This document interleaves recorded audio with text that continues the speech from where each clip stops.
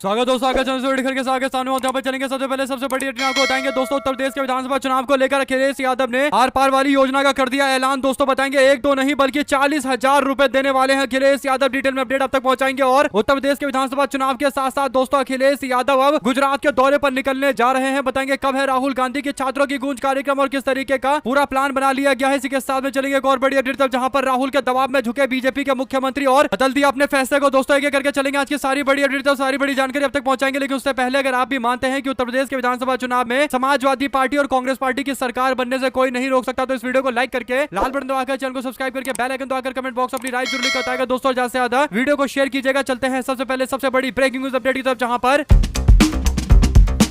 उत्तर प्रदेश के विधानसभा चुनाव में 10 साल बीतने के बाद भारतीय जनता पार्टी के खिलाफ जो सत्ता विरोधी लहर चल रही है दोस्तों, जिस कारण से बीजेपी के हाथ पैर फूले हुए हैं और दावा किया जा रहा है कि भाजपा की सरकार आम जनता के अकाउंट में पैसे डालकर चुनाव को बिहार की तरह जीतने की कोशिश करेगी और इसकी तैयारी अभी से शुरू कर दी गई है दोस्तों। और चुनाव से मात्र 2-3 महीने पहले बीजेपी यह हरकत करने वाली है जो उन्होंने बिहार के अंदर किया था। तो ऐसे में अखिलेश यादव की तरफ से एक बड़ी योजना का ऐलान करते हुए भारतीय जनता पार्टी के द्वारा लाई जाने वाली योजना को पूरी तरीके से ठोकर मारा गया है दोस्तों। अखिलेश यादव ने आज एक बड़ा ऐलान करते हुए विधानसभा चुनाव 2027 के लिए स्त्री सम्मान समृद्धि योजना का ऐलान किया है, यानी SSSY यानी SSSY नाम की इस योजना का ऐलान किया गया है दोस्तों। समृद्धि योजना महिलाओं के अकाउंट में एक तो नहीं बल्कि 40,000 रुपए हर साल भेजने वाली योजना होगी। समाजवादी पार्टी ने कहा कि हम ये सुनिश्चित करेंगे कि उत्तर प्रदेश की महिलाओं के अकाउंट में 40,000 रुपए जाए, जिससे वो अपने भलाई से जुड़े हुए काम कर सकती है। ऐसे में दोस्तों हर साल 40,000 रुपए भेजने का वादा करते हुए अखिलेश यादव ने उत्तर प्रदेश की राजनीति के समीकरण को पूरी तरीके से पलट दिया है दोस्तों। यहाँ जहां पर एक और बीजेपी वाले चुनाव से पहले महिलाओं के अकाउंट में पैसे देकर चुनाव को अपने पक्ष में करने की कोशिश कर रहे हैं, तो अखिलेश यादव ने यह वादा करके अब पूरे प्रदेश भर के अंदर महिलाओं को और खासकर युवा वर्गों तक इस बात को पहुंचाने का फैसला लिया है। यानी समृद्धि योजना समाजवादी पार्टी की सबसे महत्वाकांक्षी सबसे ज्यादा प्राथमिक योजना होगी। और इस बात का ऐलान करते हुए अखिलेश यादव ने कहा कि हम महिलाओं के सम्मान की पूरी बात करेंगे। ऐसे में अखिलेश यादव को लेकर सोशल मीडिया पर कई सारे लोगों ने कहा कि यह संभव है कि 40,000 रुपए महिलाओं के अकाउंट में दिया जाए, क्योंकि पूरे उत्तर प्रदेश के अंदर लगभग 11 करोड़ के आसपास की आबादी है, तो सबको तो मिलेगा नहीं। लगभग 5-5.5 करोड़ लोगों को महिलाओं को मिलेगा दोस्तों। इससे कहीं ना कहीं परिवार का अच्छा खासा भला होगा। उत्तर प्रदेश सरकार के बजट का लगभग 20% पैसा इसमें खर्च होगा दोस्तों, जो दिया जा सकता है। इसमें कहीं कोई दिक्कत नहीं है। और भारतीय जनता पार्टी के लोग जो योजना अकाउंट में पैसा भेजने की लेकर आने वाले हैं चुनाव से मात्र 1-2 महीने पहले, तो उस योजना को काउंटर करने के लिए बहुत ज्यादा जरूरी है दोस्तों। आप लोग इस पर अपनी प्रतिक्रिया जरूर दीजिएगा। चलते हैं एक और बिग ब्रेकिंग न्यूज अपडेट की तरफ, जहां पर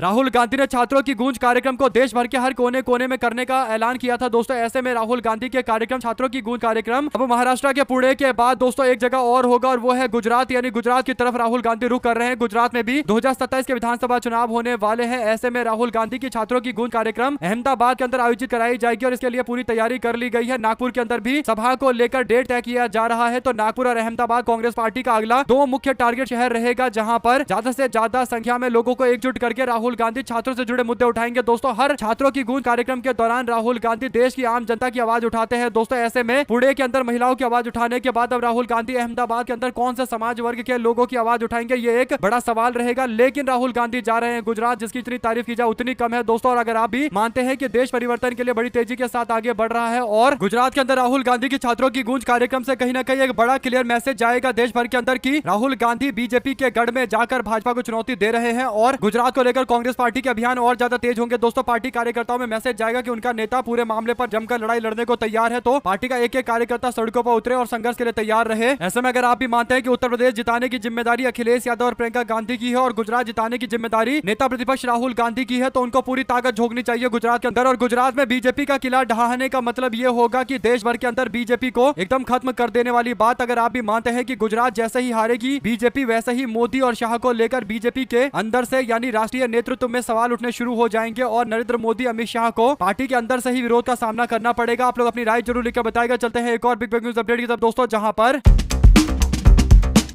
आजकल ऐसा लगता है कि राहुल गांधी किसी मुद्दे को उठा दे और उस पर कोई समाधान ना हो। ये हो ही नहीं सकता दोस्तों, चाहे बीजेपी की सरकार हो या इंडिया गठबंधन की सरकार हो, कांग्रेस का मुख्यमंत्री हो या कोई भी हो। राहुल गांधी ने एक बार बोल दिया कि ये करना है तो फिर करना ही पड़ता है। महाराष्ट्र सरकार ने आदिवासी हॉस्टल में रहने वाले 30 साल की उम्र सीमा को खत्म कर डाला है दोस्तों। आदिवासी विकास मंत्री अशोक उइके ने मंगलवार को ऐलान किया कि मुख्यमंत्री देवेंद्र फडणवीस की मंजूरी के बाद 14 अगस्त का सरकारी प्रस्ताव GR और उससे जुड़े संबंधित नियम वापस ले लिए गए हैं। ये फैसला राहुल गांधी के पुणे के अंदर छात्रों की गूंज कार्यक्रम के 3 दिन के बाद लिया गया है। यानी राहुल गांधी ने कार्यक्रम किया था छात्रों की गूंज कार्यक्रम, जहां पर उन्होंने इस मुद्दे को उठाया था कि हॉस्टल में रहने वाले छात्रों की जो उम्र तय की गई है 30 साल उसे हटा दिया गया है। तो एक तरीके से राहुल गांधी की बात मानते हुए बीजेपी के मुख्यमंत्री ने फैसले को बदला है। इससे पहले झारखंड मुक्ति मोर्चा सरकार को लेकर राहुल गांधी ने कहा था कि मुख्यमंत्री को खुद छात्रों से बातचीत करनी चाहिए, और जब दबाव बना तो मुख्यमंत्री खुद छात्रों से मुलाकात करने के लिए गए। दोस्तों, तो एक तरीके से देखें तो राहुल गांधी का दबदबा देश की राजनीति में जबरदस्त तरीके से बढ़ता हुआ नजर आ रहा है, और यही बड़ा कारण है कि भारतीय जनता पार्टी के लोग बुरी तरीके से डरे पड़े हैं दोस्तों राहुल गांधी से। अगर आप भी मानते हैं कि टाइम आ चुका है देश में परिवर्तन का, और राहुल गांधी देश में एक नए नेतृत्व के साथ मजबूती के साथ उभर रहे हैं, चाहे बीजेपी और उसके समर्थक माने या ना माने, राहुल गांधी ने देश की राजनीति में कई बड़े बदलाव कर दिए हैं दोस्तों, और देश की राजनीति को दिशा भी देते हैं। ऐसे अगर आप भी मानते हैं कि राहुल गांधी की बातें उठाना अपने आप में एक बहुत सीरियस मामला बन जाता है, और आप बीजेपी के मुख्यमंत्री देवेंद्र फडणवीस ने उनकी बातें मानकर बता दिया है कि राहुल गांधी को बीजेपी वाले बहुत सीरियस तरीके से लेने लगे हैं। जो पहले 2024 के चुनाव से पहले नरेंद्र मोदी पूछ रहे थे कि कौन राहुल गांधी, अब इनको समझ में आ रहा होगा कि कौन राहुल गांधी। साथ साथ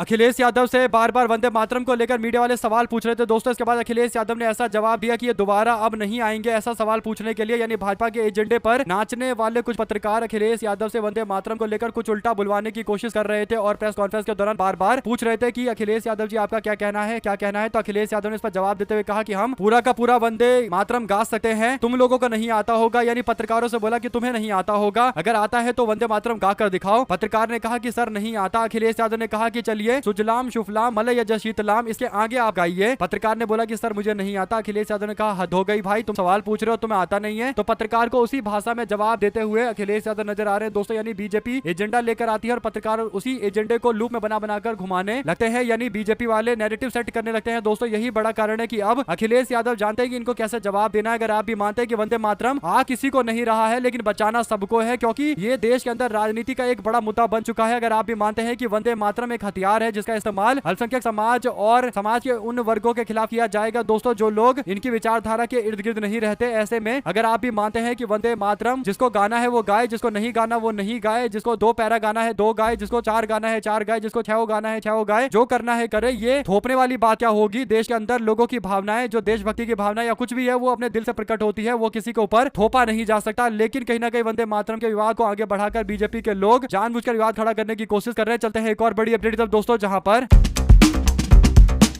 कांग्रेस पार्टी का संगठन किस तरीके से काम कर रहा है इसका एक बड़ा सा उदाहरण सामने आता है। मुख्यमंत्री हरियाणा नायब सिंह सैनी को गुरुग्राम के अंदर काले झंडे दिखाने के लिए कांग्रेस पार्टी के कार्यकर्ता पहुंच गए दोस्तों, और जब कार्यकर्ता काले झंडे दिखा रहे थे तो फिर उनको पुलिस वाले गिरफ्तार करके ले गए। क्यों फैलाने का आरोप लगाया गया। तो अब बचाने के लिए गुरुग्राम में कांग्रेस पार्टी के वरिष्ठ नेता और जिला के अध्यक्ष वर्धन यादव पहुंचे, और पंकज टावर भी सिविल लाइंस थाने पहुंचकर कार्यकर्ताओं की जमानत को सुनिश्चित करने के लिए पहुंचे दोस्तों। यानी जिन कार्यकर्ताओं ने काला झंडा मुख्यमंत्री को दिखाया था उनको गिरफ्तार कर लिया गया, तो उनको फिर छुड़ाने की जिम्मेदारी तो जिला अध्यक्ष की बनती है, और जिला अध्यक्ष ने बखूबी अपना जिम्मा निभाया है दोस्तों, और सबको जमानत करके वापस निकाला है। तो इससे पता चल रहा है कि कांग्रेस पार्टी संगठन के तौर पर जबरदस्त काम कर रही है दोस्तों। पार्टी के कार्यकर्ता विरोध वगैरह कर रहे हैं, और अगर कोई इलीगल काम भी हो जाता है तो भी जेल में भेज दिया जाएगा। तो छुड़ाने के लिए कांग्रेस पार्टी की पूरी टीम लीगल सेल तैयार है। तो ऐसे में कांग्रेस पार्टी बहुत अच्छे तरीके से काम कर रही है दोस्तों। यानी संगठन कांग्रेस पार्टी का अच्छा रिस्पॉन्स कर रहा है हर मामले को लेकर, इसीलिए देश के अंदर नैरेटिव इन मामलों को लेकर तेजी से फैल रहे हैं। अपनी राय जरूर लिखकर बताएगा, ज्यादा से ज्यादा वीडियो को शेयर कीजिएगा। चलते हैं एक और बड़ी अपडेट तब दोस्तों, जहां पर गुरुग्राम के अंदर इको चौक पर एक बड़ा गड्ढा देखने को मिला दोस्तों। सड़क के बीचों बीच तालाब बन गया। कांग्रेस पार्टी निशाना साधते हुए नरेंद्र मोदी को लेकर कहा कि सड़कों के बीच तालाब देख लो फ्रेंड्स। नरेंद्र मोदी जो फ्रेंड कर रहे थे उसी पर तंज कसते हुए कि मोदी जी ने नई टेक्नोलॉजी से सड़क बनवाई है, 1 साल में सड़क धंस गई है, 6 महीने तालाब, मछली पालन करो, डुबकी लगाओ, मजे करो दोस्तों, क्योंकि ये तो नरेंद्र मोदी जी ने अपने फ्रेंड्स के लिए बनाकर दिया है। नरेंद्र मोदी कैमरे पर आकर फ्रांड करते रहते हैं जनजी को संबोधित करते हुए। आप बताइए कि ये गड्ढा जो खुदा है और ये गड्ढा जो सड़क में बन गया, एक बड़ा सा तालाब बन गया है, क्या ये तालाब नरेंद्र मोदी जी ने बनाकर दिया है देश के लोगों को? आप लोग की क्या प्रतिक्रिया है दोस्तों, लिखकर जरूर बताएगा। अगर आप भी मानते हैं कि उत्तर प्रदेश के विधानसभा चुनाव में एक बात जो तय है कि परिवर्तन राज्य के अंदर होने जा रहा है और कोई नहीं रोक सकता इस परिवर्तन से, तो कमेंट बॉक्स में अपनी राय जरूर लिखकर बताएगा। बहुत बहुत धन्यवाद सभी दोस्तों, भाइयों, बहनों, मित्रों का। जय हिंद, जय भारत। ज्यादा से ज्यादा वीडियो को अपने लोगों तक शेयर कीजिएगा दोस्तों।